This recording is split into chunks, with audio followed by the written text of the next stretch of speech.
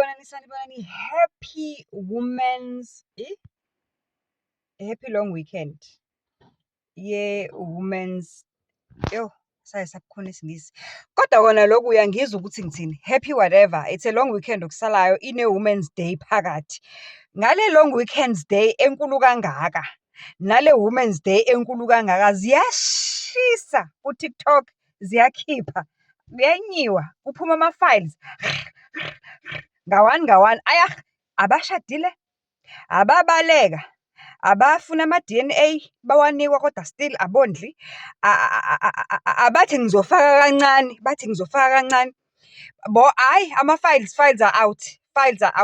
Kodwa ke ifayela elingichaze kunako wonke lo bhuti lo ozibiza ngenyanga enkulu kunazo zonke la eSouth Africa, lethu udayisa izigubhu zo 3 million. Lo hleze sitshela ukuthi imiliyoni into encane nje, imiliyoni uliphatha ngesikhwama, ahambe nale hlenyuka nala ahambe. Hayibo, akondli lo bhuti. Hayi kahleni, imani. Bakhuluma ngaye ngempela. Is it the real one? Is it the real nyanga enkulu yaseThekwini? Kwaphela lo bhuti hleze sichomelana ukuthi unemali yonke emhlabeni. Hleze sichomela umzo ukuthi unemali yonke emhlabeni, i3 million uliphatha nje, ungena ebanki kuhlehle yonke into, ulayini makangena ebanki kuthiwa uyafreeza, kuvele kuthiwe nje come forward Mr nyanga enkulu. Kanjani ke manje Ngodli, nangu uma wengane yakhe uyawakhipha ama file ngawani. Uthando Mseleku uthi lalelani guys, I met this man ngo-2019. Mina ngangingamazi nokumazi ukuthi kanti udumile. I later learned ukuthi kanti umuntu odumile, sengithandana naye. A couple of months later sekuyophela unyaka ngijole naye. Ngamitha guys, uthi ngamitha ingane yami ihamba ngesiswe ngazi ukuthi ngiyoka. Ingane yami it looks like an albino. Instead of ukuthi umuntu ondla ingane noma ke enze okufanele ngoba ne DNA kuthiwa wayicela, wagcina yena wafuna i DNA, wathumela abameli, wafuna i DNA kodwa ekufuneni kwakhe i DNA akabangeseza yena ngosuku le DNA wakhansela into ye DNA yena wayinto unavailable. Umuntu akayondla ingane kuthiwa ifana naye and kuthiwa iyagula ingane yakhona, nini nibinembobo enhlizweni yayohlinzwa, nini hlezi iphume ngene esibhedlela, akwaziyo ukuthi nani. And uthi usisi wabantu, mina soloko ngadate lo bhuti lo, futhi kungane dengazala le ngane yilave laduma khona wes. And mawulalela ngempela, usilalela isitori sakhe ngempela ngalo sisi uqinisile. Umzo nami ngiqala ukumazi 2019, I didn't know. And funny enough umakhelwane wami just across another lali nje, akuve kuseduze ukuya kaMzo la ngihlala khona. I can literally walk ngiyokafika kaMzo. Nale yanto yakhe le enkulukazi kwakuthiwa yini bani lifestyle wathi izovala wonke amanye ama lifestyle ntonto nakhona eThekwini indawo zobumnandi. Ngiyeza So iqiniso ke limi kanjena ke Dr. Khehlelezi ngamazi ngo-2019 towards the end of the year. Ngajola naye 2020 ngoMarch if I'm not mistaken, wakuqala i-lockdown. Mina ngisebenza eLupa Austria eFlorida. Angeke ngize ngiqamba amanga, yebo ngijola naye. Okay, yebo ngiqala ukujola naye. Ngitshelile ukuthi ukhona washo kanjalo kumina. Wathi ukhona unengane na 2 weeks.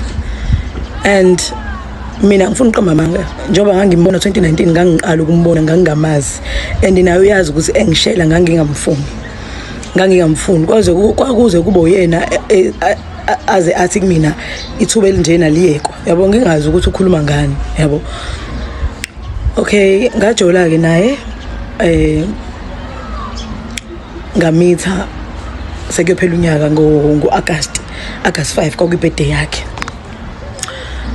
Kulungile mengimitha kube ngathi uba nokungabaza, angaze ngimenzele into ebheceleni kulezi inyanga ngijola naye, so angazi ukuthi yini imenza ukuthi angabaze, kodwa nani niyawazi kamadoda ukuthi muke wamitha inkinga ziyaqala. Hayi ke ngimtshela into eyodwa ukuthi mina hayi ukuthini mawukuthi angithembi, ngoba angifuna uqamba emva ukuthi ngimnqomo yavele yaba serious kakhulu lento yakho, waduma nje watrenda, yabo ngisho nako radio ehleze khuluma, yabo. Ngamtshela mina ngathi mina hayi uyazi ukuthini mawukuthi awuthembi ukuthi ingane mhlambe yakho kulungile, ngicela ukuthi sibone ngengane. mina ngizohlala u9 months yabo. Ngoba vele futhi akukho okutheni mhlambe ngasikhathi ngangijola naye during mhlambe akushintshe empilweni yami. Ngangisaqhubeka ngiqashele nje eNanda. Akukho okutheni akho umuntu angithengela yona mhlawumbe akho 10,000 wayengipha nje ngaleso sikhathi imali mhlawumbe ngipho 3,000 ngaleso sikhathi hayi every month. Ayike ngihlaleke ngikhulelwe ngizama ukusebenza ngikhulelwe. Mina ngikhulelwe ngiyagula ke. Ngigule ngizama ukusho kona ukuthi emsebenzini bese ngisebenza isikhathi eside bazama ukungidabukela nokungizwela nje yabo. Kuma shift anzima ngizama ukusebenza qhubeke ngirente nje ngiqhubeke nempilo. Kwathi isisu sesikhulu sengigula kakhulu ke lapho ngangasakwazi ukuthi ngimsebenzini, and there was a time la emsebenzini khona babengasangihuleli. And niyawazi ngama restaurant ukuthi anjani awanali iqiniso. There was a time la emsebenzini khona bengasangihuleli. Ababesondelene nami lapho bayazi ukuthi ibona basebengiphakela ukudla ngobani ngangikade ngingashonge ekhaya ukuthi ngikhulelwe, ngangisaba lento ukuthi ngizothi ubaba wengane ngubaba wengane ingane wayengabaza. Hayi ngibeke ngibe nama complications ke during pregnancy yami, kodwa ngase sengiyela ku 9 months hayi ngiyisesibhedlela ngithi mina hayi ngiyasikwa ngoba ngangizwa inhlungu kakhulu, nganginenhlungu ngangasalala ebusuku ngineyinhlungu.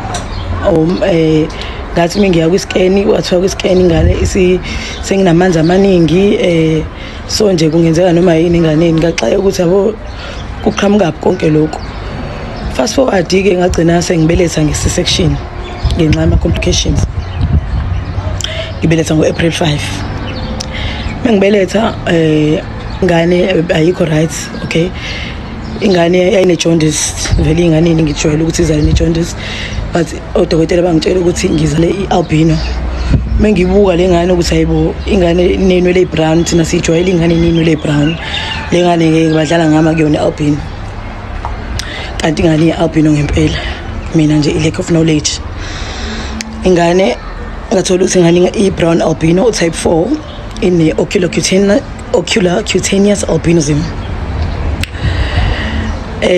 Kwasho ukuthi ke la engazalela khona eMagandi Hospital eminye imishini abanayo kodwa bayabona ukuthi ingane inenkinga eziningi. Ngahlala ke eMagandi, ngahlala for 2 weeks. Ngamsendela ke isithombe sengane, and ingane yayifana kakhulu naye isanda kuzalwa, yayize inenyama ebusweni zakhe nje, ingane iyimbi ingane. Ngimsendele ke hayi into mina eyangicika kakhulu ukuthi wangiqambela amanga, wathi angazi usesendele ogogo bakephi, so bathi enene akuyona nje ingane yakhe le yakuyona ingane yakhe. Hayi ngine stress la ukuthi ngikhulelwe ingane nangu nomuntu la, ngibe ngiyibona kwaye nami ukuthi le ngane le iyafana naye nale enye ingane yakhe, because akusakhona le enye ingane yakhe, ngazi le enye ingane yakhe eyodwa iyona esakhona. Hayi ke ngigcine nami sengikhuluma amagama amambi kuyena, ngathi mina yazi ukuthini sengikuhloniphe kakhulu, ngiyakwazi nami ukuthi ngibe kuhlaza, ngicela ungilinde ukuthi ngiphume la esibhedlela ukuze ngizodila nawe, amadoda afana nawe ngiyakwazi ukukukhombisa ukuthi mina nginjani. Ngathi ngifuna ukuthi ngichazele ukuthi kahle kahle ngangilele nezilwane yini noma ngangilele nawe, ngoba kungenzeka ukuthi njengoba uphika kanje mhlambe ngempela awazi. Hayi ke kwaqala lapho ke ngaba isitha sakhe, ngabona sengifonela ummeli wakhe kwaba i-conference call. Ummeli wade wazama ukuthi amncenga ukusicela ingane ayondle ngoba kusengenzeka ukuthi ingane yakhe engafuni yena, ethi nje kusangenzeka futhi ukuthi ingane kuyona yakhe, bathi ummeli kuyafana nje ukuba donate abantu, so thatha nje ngokuthi uyadonate. Hayi wayengafuni ke kodwa ke ummeli wangi-advise wathi siyacela sisosuma siphuma esibhedlela acela ukuthi kwenziwe i-DNA.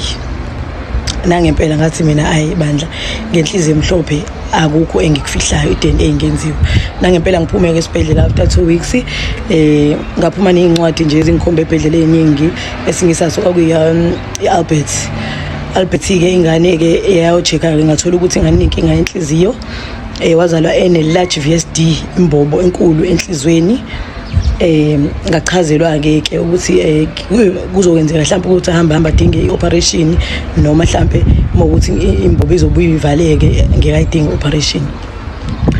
Hhayi-ke kwasho ukuthi ingane iyagula-ke ayikhuli ingane nje ayikhuluphali nje ingane ngathi ishona phansi. Hhayi-ke kwasho ukuthi okay wase-ke athi yenene angibhukhe mina because ngangisaba ukuthi yena unemali mhlawumbe uzobribe abantu ukuthi yenene ama-results athi negative. Athi angibhukhe mina ummeli yenene kuzoyiwa kule lab le mina engiyibhukhile. Nangempela-ke ngibhukhe-ke hhayi mese selifike usuku lokuthi kuyothatha amagazi ngimfonela sesigezile nengane before ebusuku ngaphupha sengathi ngivashela umngane wami kwamakhutha sengathi ingane isembhedeni umngane wami usaphumile ngaphandle kuyindlu nje yomjondolo bese mina ngithi ngifuna ukugeza ingane ngivele ngiyithathele indishi ngaphansi kanti indishi inamanzi angcolile bese yangena umngane wami izathi hayibo mngani uthintelani leyo ndishi uyazi ukube kuthiwa amadlozi akho awakubhekile ngabe sesikushayela isilwane. Hhayi-ke kuvuke kuseni ngigeza ingane and then bese ngiyamfonela ngithi mina sesilindile phela ukuthi nizosilanda siye kuyokwenza i-DNA. Hayi umuntu shema ngikhulumela into engayizwa wathi angazi khona usisi wakhe angazi ushawe i-stroke kanjani so asibangisakwazi ukuthi siyokwenza i-DNA ngalelo suku. Kwafanele ukuthi ngiphinde ngifone futhi again ngihlehlise indaba ye-DNA.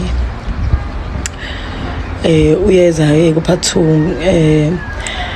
angikho right kakhulu kodwa ngikhulekile ukuthi uNkulunkulu ucela ngiphe isibindi ukuthi ngiwaqede lama video ngingakhalanga ngoba ngaso sonke isikhathi mengibuzwa ngengane ngivele nje kugcwala inyembezi.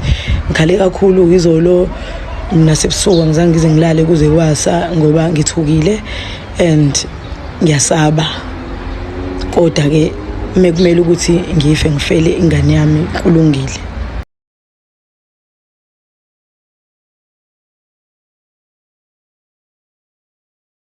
Comment section yona is on fire.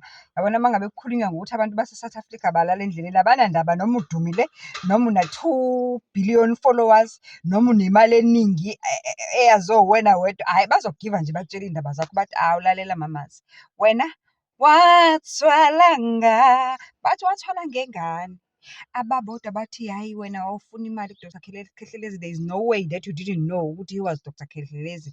Abanye bathi wena awufuna nendodana eshadile. Lalelani musana ukuzenza muncu ngomunye umntwana. Abanye benu ngikhuluma nani nje bacamele ezifubeni zamablessa abanabafazi nga5 nezancinza nga32. Musana ukuzenza tsolo ngomunye umntwana. Musani nje ngoba amadoda ashadile niyawathanda aniwayeki futhi ngeke niwayeke. Ubufebe lobo ubufeke ibinto endala sazalwa bukhona sofa bukhona noma ngabe ke ebemazi kodwa kusalayo Dr Khehlelezi akondle ingane. Awukwazi ukusitshela ukuthi wena udayisa izigubhu zo3 million but uhlula ukukhipha u2000 only 2000 wondla ingane. Le ngane ayifuni imiliyoni kuloya muntu ifuna nje ukuthi kondlelwe ingane qha. Kodwa yini ukuziphatha kabi, being a disgrace in the man community. Udumile usitshela ukuthi unemali every day. Hayi suka manje Khehlelezi yondla ingane.